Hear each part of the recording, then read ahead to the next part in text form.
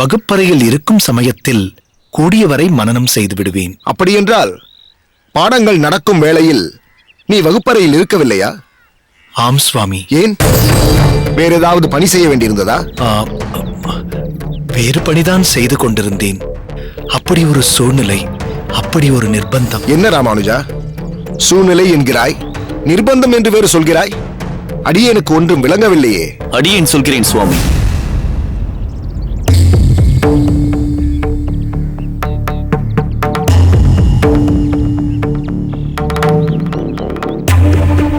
வந்தனம் சுவாமி.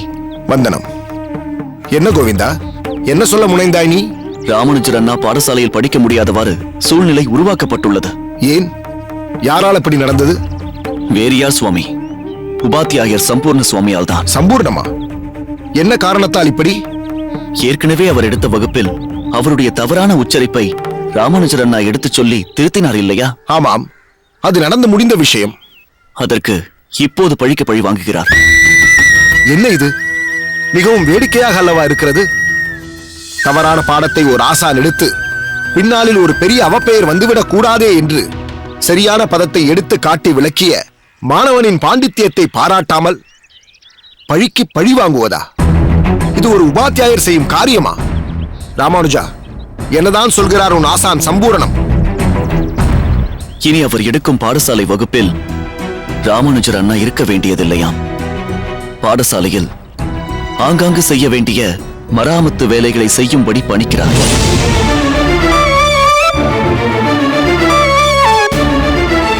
அண்ணாவை நீதான் அனைத்தும் தெரிந்த அதிமேதாவியாயிற்றே. எனவே என்னிடம் பாடம் பயின்று ஒன்றுமாக போவதில்லை. பாடசாலை வளாகத்தில் அல்லது குருநாதர் யாதவ பிரகாசர் இருப்பிடத்தில் ஆற்ற வேண்டிய சேவைகள் என்னவோ அதை கவனித்தால் போதும் என்று தீர்மானமாக பேசிவிட்டார். கோவிந்தா, என்னப்பா சொல்கிறாய் நீ? இப்படியெல்லாம் கூட நடக்குமா? ஒரு ஆசான் ஒரு மாணாக்கனின் வித்தைக்கு தடையாக இருப்பாரா? என்ன ராமானுஜா, அவர் சொன்னார் என்பதற்காக நீயும் உடன்பட்டு உன் கல்விக்கு தடை போட்டுக் கொள்ளலாமா? அடியேனுக்கு சம்பூர்ணம் சுவாமி நடந்து கொள்ளும் விதத்தில் சற்றும் உடன்பாடில்லை சுவாமி. நானும் வகுப்பிலிருந்து எழுந்து அண்ணாவுடன் செல்ல முற்பட்டேன்.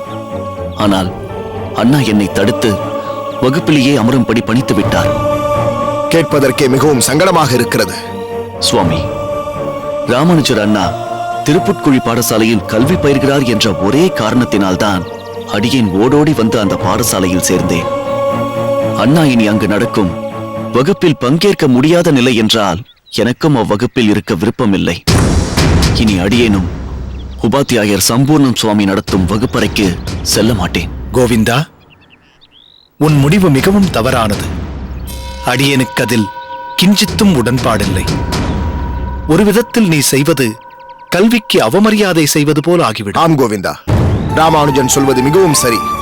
இவ்விஷயத்தில் நீ எடுக்கும் முடிவு அவசரமானது. இது பல சிக்கல்களை ஏற்படுத்தக்கூடியது. ராமானுஜா, அதே சமயத்தில் உன்னுடைய இன்றைய நிலை தொடர்ந்து நீடிப்பது நல்லதல்ல. இந்த சூழ்நிலையிலிருந்து நீ சீக்கிரம் வெளிவந்து ஆக வேண்டும். உன் விஷயத்தில் இப்படி ஒரு நிர்பந்தத்தை ஏற்படுத்தி தனக்குத்தானே பழி தேடிக் கொள்கிறார் அந்த சம்பூரணம். உத்தம மாணவனான நீ நாளை உலகம் போற்றும் பேரும் புகழும் அடையும் போது தான் ராமானுஜனின் ஆசான் என்று பெருமையாய் கூறிக்கொள்ளும் தகுதியை இழக்கப் போகிறார் அந்த சம்பூரணம். அவரது செய்கை அதைத்தான் புலப்படுத்துகிறது. சுவாமி, இதற்கு முன்பு மறைமுகமாக அண்ணாவை குதர்க்கமாக பேசியபடி இருந்த உபாத்தியாயர் சம்பூர்ண சுவாமிகள் இப்போது இது போன்ற ஒரு செய்கையை ஆரம்பித்திருக்கிறார். ஒரு ஆசான் எப்படி இருக்க வேண்டும் என்று தன்னை காண்பித்துக் கொள்ளாமல் மாணவன் இப்படித்தான் இருக்க வேண்டும் என்று ஏதேதோ கூறி ராமானுஜர் அண்ணா சொன்னதை குற்றமாக பார்க்கிறார் சுவாமி. புரிகிறது கோவிந்தா. சம்பூர்ணத்தின் விபரீத புத்தி அவருக்கே கேடாக முடிய போகிறது. இதனால் ராமானுஜனுக்கு ஒரு நஷ்டமும் இல்லை, சம்பூர்ணத்திற்குத்தான் பெரிய இழப்பு. ராமானுஜா, நடந்த விஷயத்திற்காக வருத்தம் கொள்ளாதே. நீ உன் போக்கிலே போ. அனைத்து சூதுகளையும் உடைத்து எரி. வகுப்பறையில் நீ இப்பொழுது நுழைய முடியாத சூழ்நிலையால் உன் அறிவு சற்றும் குறையப் போவதில்லை. நீ ஸ்வயம் பிரகாசமுடையவன். உன்னை பற்றி அவதூறு சொல்பவர்கள் ஒரு நாள் தன் செயலுக்காக வருந்தி உன்னை ஆஹா ஓஹோ என்று கொண்டாடி துதிக்கப் போகிறார்கள். உன் பெயரை சொல்லி தனக்கும் ஒரு நற்கதியை தேடிக்கொள்ளப் போகிறார்கள். இது நிச்சயம். ராமானுஜா, பின்னாளில் எத்தகைய ஒரு சூழ்நிலையிலும் நீ மனம் தளராமல் செயல்பட வேண்டும் என்பதற்காக நிகழ்பவைதான் இன்றைய சம்பவங்கள். அனைத்தையும் தகர்த்தெறிந்து நீ வெற்றி வாகை சூடுவாய். அந்நாள் வெகு தொலைவில் இல்லை.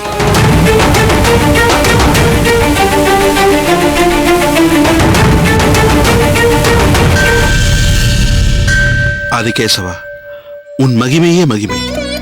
அந்த குழந்தை ஆண்டாளுக்கு திருமணமே நடக்காது என்றுதான் எல்லோரும் எண்ணியிருந்தோம். ஆனால் அவளுக்கு திருமணம் நடந்தது மட்டுமல்லாமல் எப்படிப்பட்ட கணவனை அவளுக்கு அமைத்துக் கொடுத்திருக்கிறாய். உன்னையே நினைத்துக் கொண்டிருக்கும் ஆண்டாளுக்கு அருள் புரிந்து விட்டாய், அருள் புரிந்து விட்டாய். ஆனால் என்ன, ஆண்டாள் தினமும் இங்கு வளைய வளைய வந்து கொண்டிருந்தாள். இப்பொழுது அவள் இல்லாதது ஒரு வெறுமையை ஏற்படுத்தியுள்ளது. இன்று உன் திருமுகத்தில் ஏதோ வித்தியாசம் தெரிகிறது. எப்பொழுதும் அடியேன் பார்ப்பது போல் இல்லையே. இது எனது கற்பனையா, இல்லை உண்மையிலேயே உன் திருமுகத்தில் ஏதாவது மாற்றம் ஏற்பட்டுள்ளதா? அடியேன் ஒன்றும் அறியேன்.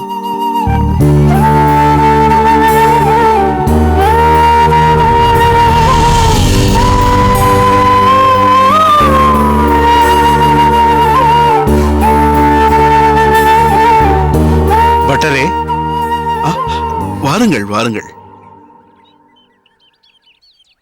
தனியாக அமர்ந்து என்ன சிந்தனை? இந்த ஆதிகேசவன் என்னுடன் இருக்கும் வரை எனக்கு என்ன தனிமை? ஆனால் என்ன, ஆண்டாள் இங்கு இல்லாததுதான் ஒரு குறையாக இருக்கிறது. அதுவும் சரிதான். அவள் அகத்தில் இருந்த நேரத்தை விட இங்கு கழித்த பொழுதுதானே அதிகம். இதை வாங்கிக் கொள்ளுங்கள். இந்த வேஷ்டியை பெருமாளுக்கு சாற்றி விடுங்கள்.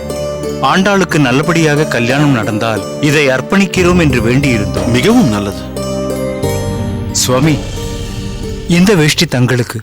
இதெல்லாம் அடியனுக்கு எதற்கு சுவாமி? சுவாமி, ஆண்டாளுடைய நலனில் மிகுந்த அக்கறை கொண்டவர்களில் நீங்களும் ஒருவர். ஏதோ எங்களால் முடிந்தது, மறுக்காமல் ஏற்றுக்கொள்ளுங்கள்.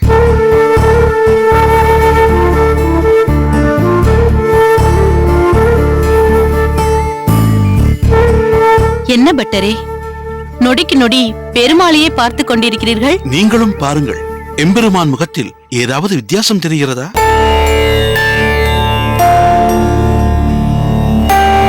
எங்கள் கண்களுக்கு எதுவும் புலப்படவில்லை. அவரது திருமுகம் சற்று வாட்டம் கண்டிருப்பது போல் அடியேனுக்கு தோன்றுகிறது.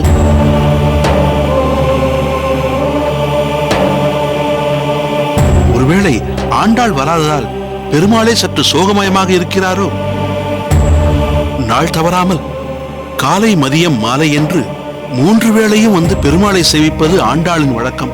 மாலை தொடுத்து அவருக்கு அணிவித்து பாசுரம் பாடி தன்னையே அர்ப்பணித்த பக்தை வரவில்லையே என்ற ஏக்கம் கூட இருக்கலாம். அடியேனுக்கு என்னவோ அந்த முகத்தில் இருக்கும் தேஜஸ், ஒளி, பிரகாசம் சற்று குன்றியிருப்பது போல் தோன்றுகிறது. ஒருவேளை அடியேனின் கற்பனையாக கூட இருக்கலாம். உங்கள் கண்ணோட்டத்தில் நீங்கள் சொல்வது சரியாக இருக்கலாம். பெருமாள் களையிழந்து இருக்கிறாரோ இல்லையோ, உங்கள் இருவர் முகத்திலும் மகிழ்ச்சி தெரிகிறது, உற்சாகம் பொங்குகிறது. அது இயல்புதானே சுவாமி. எப்பேற்பட்ட சூழலில் இக்கட்டில் நாங்கள் இருந்தோம் என்பது தாங்கள் அறிந்ததுதானே. ஆண்டாள் தான் எங்கள் உலகம். அவளுக்கு ஒரு நல்ல இடத்தில் கல்யாணம் நடந்ததால் ஒரு பெரிய சுமை நீங்கியது, கவலை தீர்ந்தது. அதனால்தான் தெளிவாக இருக்கிறோம். அன்று மட்டும் கூரேசன் எங்களை தொடர்ந்து வந்திருக்காவிட்டால் இன்று நாங்களே உங்கள் முன் இருந்திருக்க மாட்டோம். வேறு ஒன்றையும் நினைத்து பார்த்தீர்களா? அன்று ஒரு நாள் இதே கோவிலில் கூரேசனின் தந்தை உங்களிடம் ஒன்று கூறினாரே, ஆண்டாளுக்கு ஒரு நல்ல வாழ்க்கை அமையும் என்று. அதுவும் எப்படிப்பட்ட வாழ்க்கை! கூரேசனை முன்வந்து கைப்பிடித்திருக்கிறான்.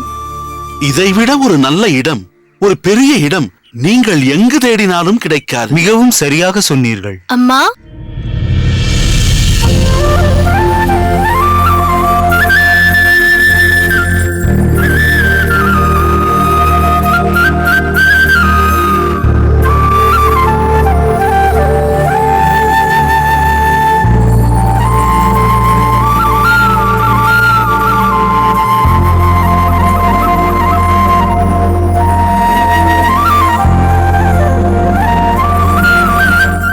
நமஸ்காரம் சுவாமிகள். வாருங்கள் வாருங்கள், உங்களை பற்றி தான் பேசிக் கொண்டிருந்தோம். சுவாமி, அடியோடு மாறிவிட்டீர்களே. பஞ்சகட்சம் என்ன, சிகையில் மாற்றம் என்ன? ஆண்டாளும் தான் இந்த மடிசாரில் தெய்வாம்சமாக தெரிகிறாள். இருவரும் திவ்ய தம்பதிகளாக இருக்கிறீர்கள். இதேபோல் என்றென்றும் க்ஷேமமாக இருக்க வேண்டும். எல்லாம் உங்களை போன்ற பெரியவர்களின் ஆசி சுவாமி. ஆண்டாளை பார்க்காமல் பெருமாளே சற்று சோகமயமாக இருந்தார் போல் அடியேனுக்கு தோன்றியது. நானும் அதே நிலையில்தான் இருந்தேன், பெருமாளை தரிசிக்காமல். ஆனால் இவரிடம் கூறுவதற்கு ஒருவித தயக்கம். கல்யாணமான புதிதிலேயே இங்கு செல்ல வேண்டும் அங்கு செல்ல வேண்டும் என்று எப்படி சொல்வது? அதை அடியேன் புரிந்து கொண்டேன். இவள் முகத்தில் ஒரு வாட்டம் தெரிந்தது. அதன் காரணத்தையும் யூகித்தேன். பெருமாளை தரிசிக்க செல்லலாம் என்று அடியேன் சொன்னதும் இவள் முகத்தில் மகிழ்ச்சி பொங்கியது. அதுதான் உடனே புறப்பட்டு விட்டோம். மனைவியின் மனமறிந்து நடப்பவன் காலத்தால் என்றுமே போற்றப்படுவான். நீங்கள் இவளுக்கு கணவனாக அமைந்தது பெருமாளின் கடாட்சம்தான். வாருங்கள், பெருமாளை சேவிக்கலாம். இவர்களை பார்த்து நம் மனம் குளிர்ந்தது போல் ஆண்டாளை பார்த்து ஆதிகேசவன் மனமும் குளிரட்டும். வாருங்கள், குடு ஆண்டாள், வாருங்கள்.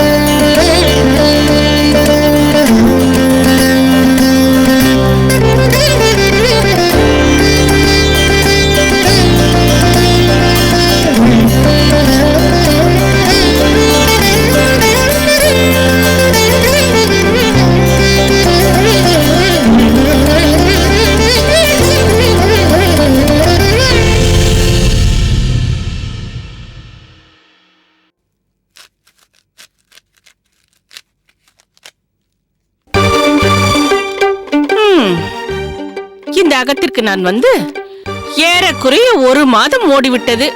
என்ன பலன்? ஓடாய் உழைக்கிறேன், துரும்பாய் தேய்கிறேன். ஒரு பாராட்டுண்டா, பச்சாதாபம் உண்டா? எதுவும் கிடையாது. ஏதோ வேளா வேளைக்கு அமுது படைக்கிறார்கள். இதுவே கௌசல்யாவின் அகமாக இருந்தால் என் இஷ்டப்படி இருக்கலாம். எல்லாவற்றிற்கும் ஒரு கொடுப்பனை வேண்டும். போதா குறைக்கு அந்த பாழாய் போனவன் வேறு வந்து பழைய நினைவுகளை கிளறி விட்டு போய்விட்டான்.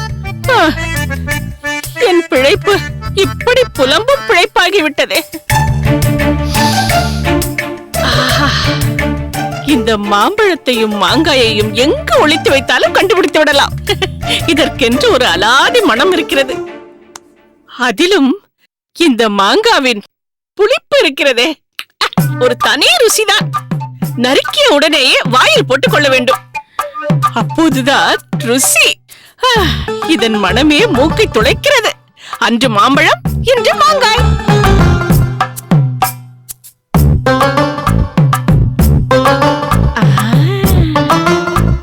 நிறுத்து.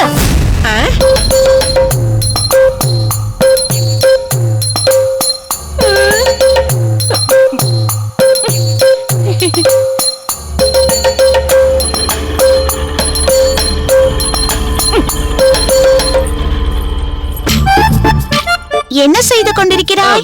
பார்த்தால் தெரியவில்லை, மாங்காய் நறுக்கிக் கொண்டிருக்கிறேன். நீ மாங்காய் நறுக்குவதும் தெரிந்தது, வாயில் போட்டுக்கொள்ள போவதும் தெரிந்தது. தளிகை செய்வதற்குத்தானே இதை நறுக்கிக் கொண்டிருக்கிறாய்? ஆமாம், அதில் என்ன சந்தேகம்? அப்படி என்றால் பெருமாளுக்கு அம்சை செய்யாமல் அதை வாயில் போட்டுக்கொள்ள போகிறாயே, இது தவறில்லையா? நீ செய்வதெல்லாம் தவறாக இருக்கிறது. இல்லை இல்லை, வாயில் போட்டுக் கொள்ளவில்லையே, எல்லாம் சரியாக துண்டம் துண்டமாக இருக்கிறதா என்று பார்த்தேன். நீதான் என்னை தவறாக புரிந்து கொண்டாய். நான் எல்லாம் சரியாகத்தான் புரிந்து கொண்டிருக்கிறேன். நீதான் பொய் பேச ஆரம்பித்து விட்டாய். அன்றே உன்னை பற்றி ராமானுஜர் அண்ணாவிடம் சொல்லலாம் என்றிருந்தேன். நீ தவறான கதைகளாக சொல்கிறாய் என்று. அம்மாதான் தடுத்து விட்டார்கள். பாவம் அந்த பட்டு, போனால் போகட்டும், விட்டுவிடு என்று. நீ பாவம் இல்லை என்று எனக்கு நன்றாகவே தெரியும். கமலை, உனக்கு ஒன்று தெரியுமா? உன்னை எனக்கு மிகவும் பிடித்திருக்கிறது. அந்த பொழுகு என்பது இதுதான். இல்லை, அப்படி இல்லை, உண்மையாகவே. சரி சரி, சரியாக வேலை செய். நான் அடிக்கடி வந்து பார்த்து கொண்டே இருப்பேன். அப்பப்பா, இந்த பொடிசிடம் ஜாக்கிரதையாக இருக்க வேண்டும். என்ன பொடிசு என்று ஏதோ என் காதில் விழுந்ததே. வேறொன்றுமில்லை.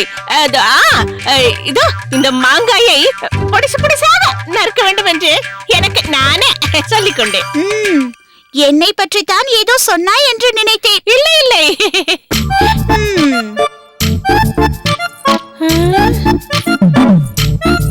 அப்பாடா, சந்தேகமே இல்லை. பூர்வ ஜென்மத்தில் இவள்தான் எனக்கு மாமியாராக இருந்திருக்க வேண்டும். அந்த பந்தம் இந்த பிறவிலும் தொடர்கிறது.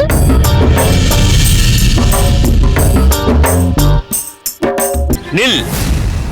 நீ அந்த வேலையை முடித்தவுடன் உனக்கு அடுத்த வேலை தயாராக இருக்கும்.